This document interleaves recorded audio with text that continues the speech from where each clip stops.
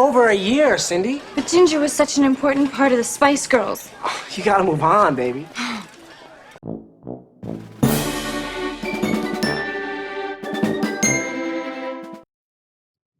Welcome back, my friends, to Jesse's Storytime Spectacular. It's spectacular as always.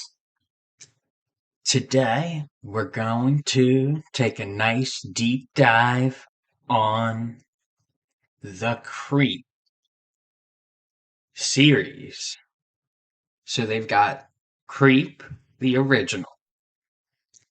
I'm going to focus in on that first, and then I'm going to go to number 2, and then I'm going to tell you about what's really exciting.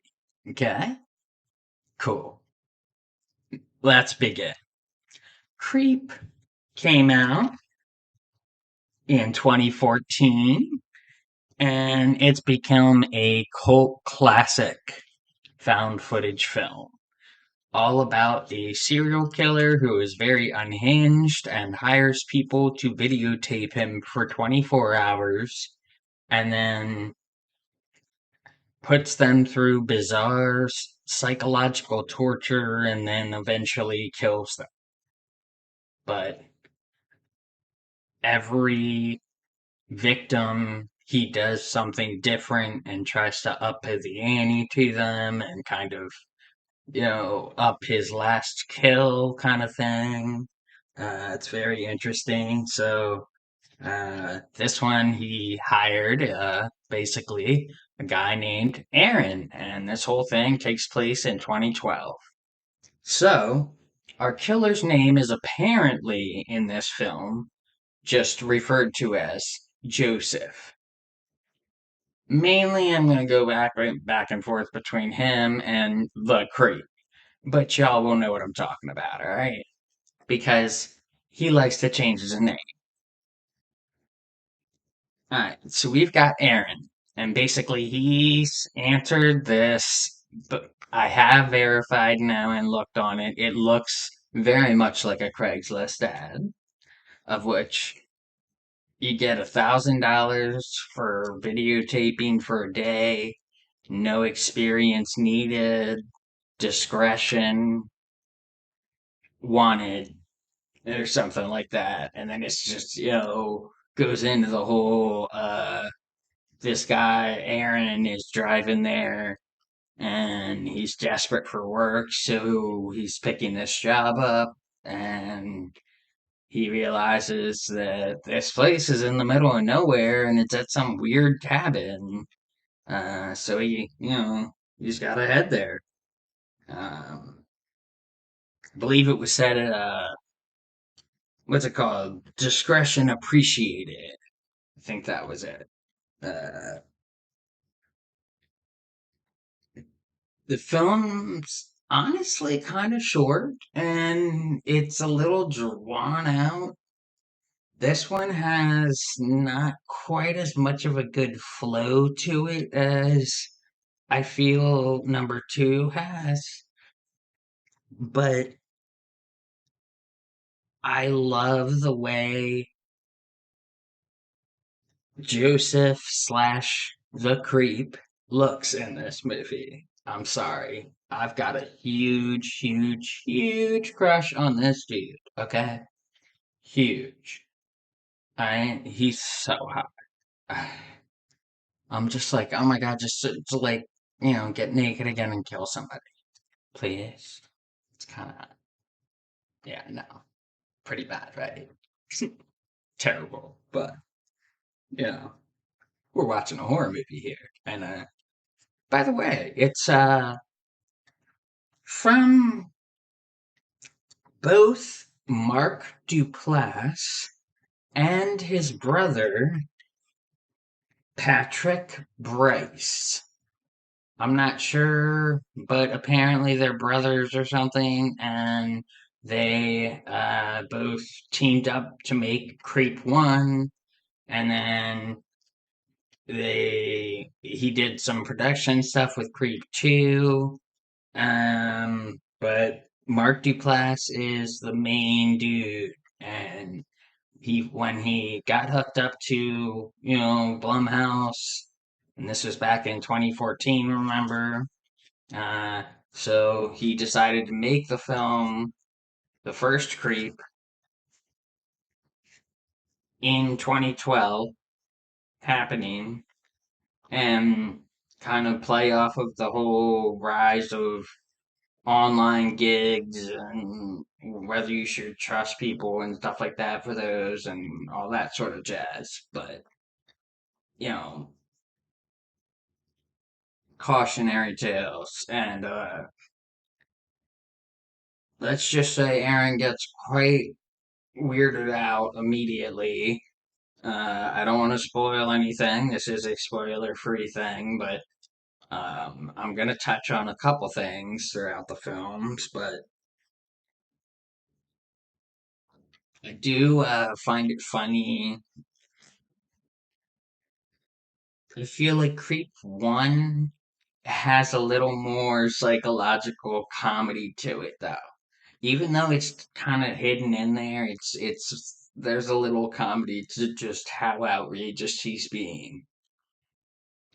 More like a, you know, uh, maybe he's just trying to push the envelope as harsh as he can just to mess with the victims. But, you know. So, I cannot give you an ending other than you probably know that, yes, he will die and the killer will move on because there is a Creep 2. Also with Mark Duplass as the star. But I must note this time, Mark Duplass, I love you and all, but you kind of tried like this weird long hair, like half Adam Lazara look, but like kind of fuckboyish. I don't know. It just didn't work for me. The hair just did not work for me. I mean, don't get me wrong, the butt was fine. Okay. Still, I know you did the naked thing again just to mess with them again, but shh, I'm giving away spoilers. But let's see you get a little bit more. But I'm just gonna tell you right off the bat, Creep 2 came out in 2017. So there's a little bit of a gap here, you know. In 2017, things are picking up a lot more for horror. Things are getting a little more intense in the horror genre, I guess you could say. We were about to get Halloween 2018 the next year. Things were just jumping off, man. So I feel like they did put a lot more into Creep 2, but let's go on. Basically, I like that they did sort of a almost like a Scream like opening with comedy in it, and then it goes into uh, a little, it has like some lightheartedness, and then it moves into the plot, and we find that our star victim is a YouTuber. Awesome. YouTube sluts, right? Anyway, this girl's got purple hair, so I got all the respect. Okay? All the respect. And her show is called Encounters, where she basically is supposed to, have an episode with encountering if certain ads on Craigslist and stuff like that, and you know they just have to consent to being filmed. But she picks up this ad that's, hey, I can make a couple $1,000 for a day, and I don't have to do anything other than like follow this person around and be a videographer. All right, cool, right? So she takes the job. Obviously, it's again out in a cabin in the middle of nowhere.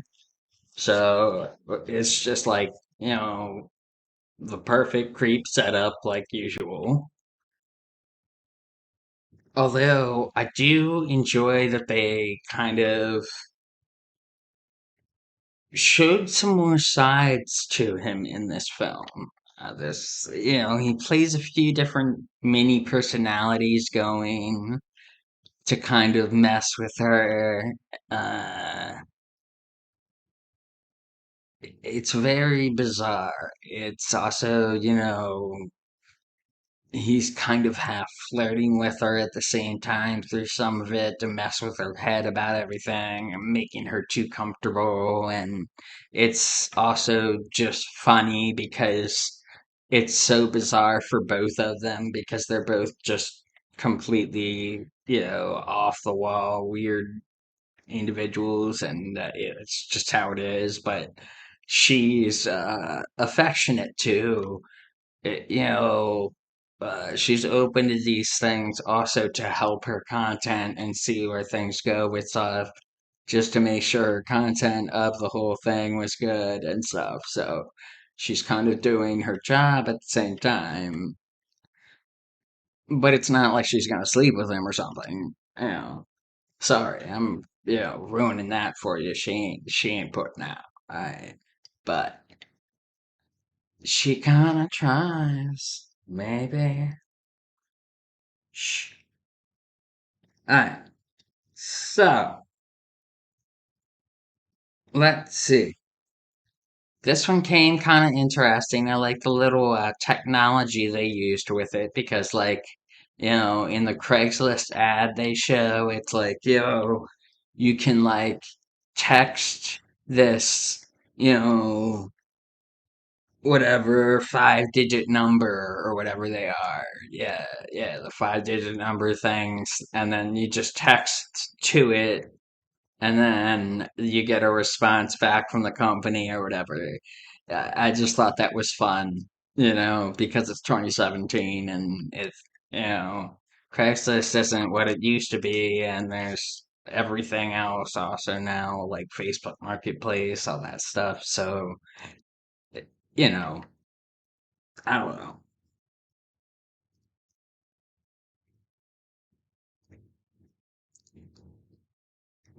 Even though he betrayed me, the creep, he's using the name of his last victim or a previous victim.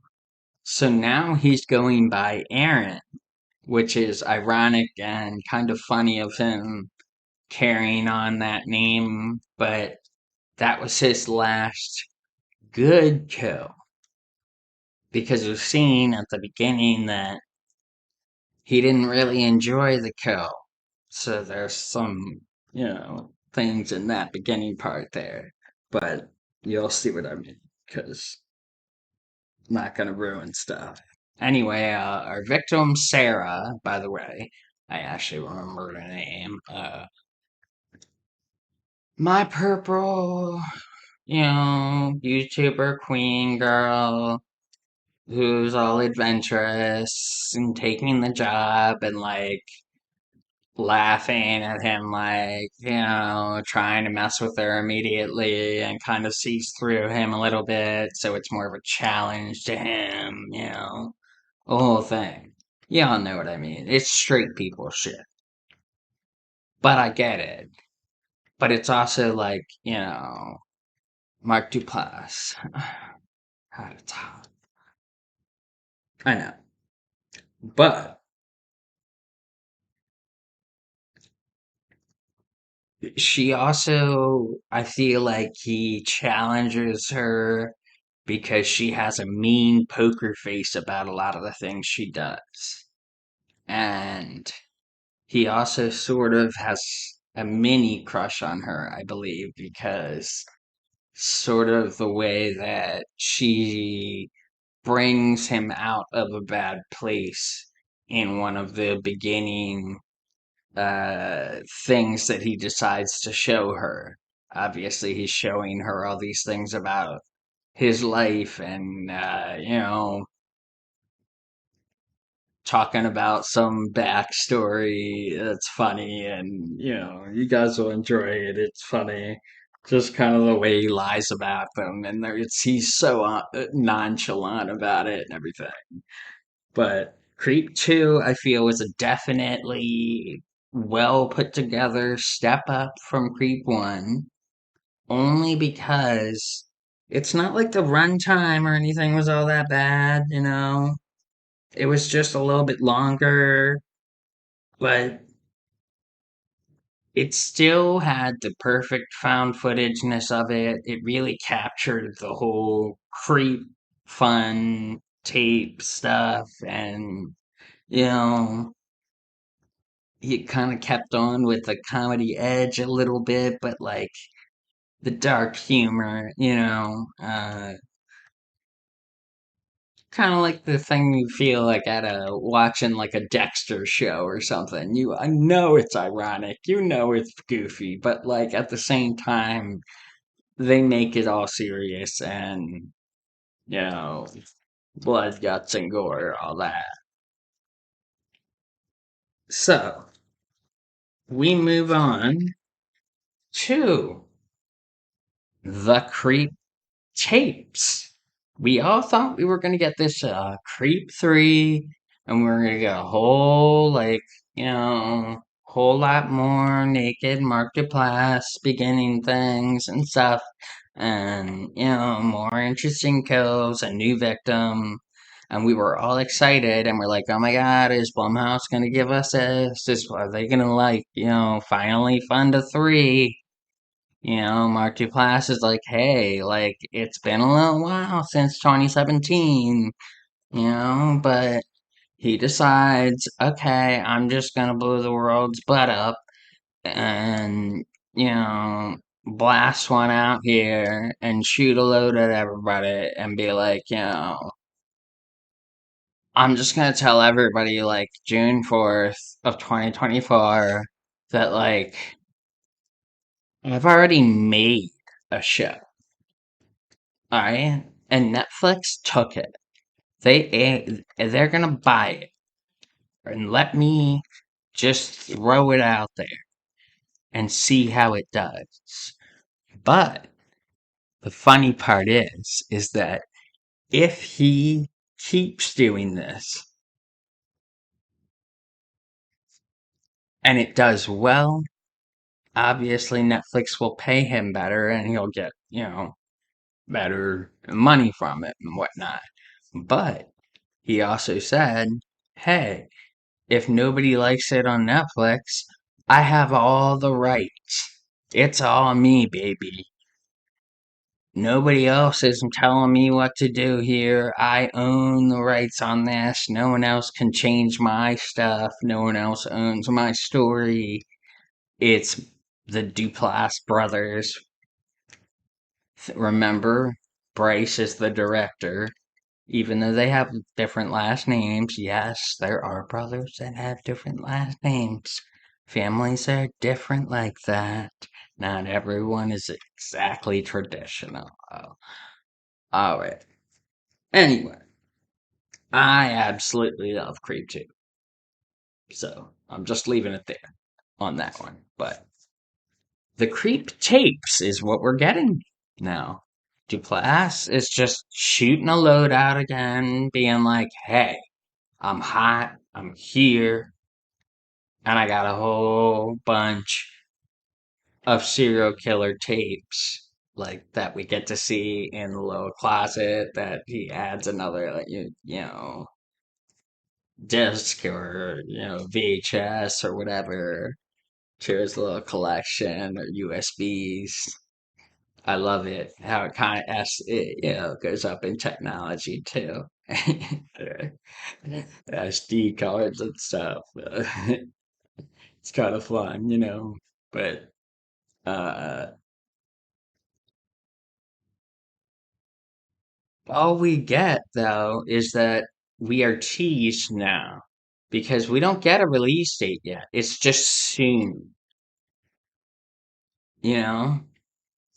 So maybe if anybody out there is good at digging around on that one, and see if we can get the actual release date of the Creep tapes for Netflix, which is apparently going to be 8 episodes. I did get that out there. And this is my source Variety, which I have linked down in the description. I thank them very much for the good info. They have a good article there. Just remember to keep scrolling down because they have a lot of great information on that one. So, the Creep Tapes looks like it's going to be pretty freaking cool because they said that it's going to be an individual story each time. And we have absolutely no idea whether it's going to connect with the movies or not. We don't know, but it's going to be awesome. I'm ready for that. I bring it, Mark to class. Because, yeah, you hot. Even though you betrayed Blair, maybe you'll bring it back on the old school. But,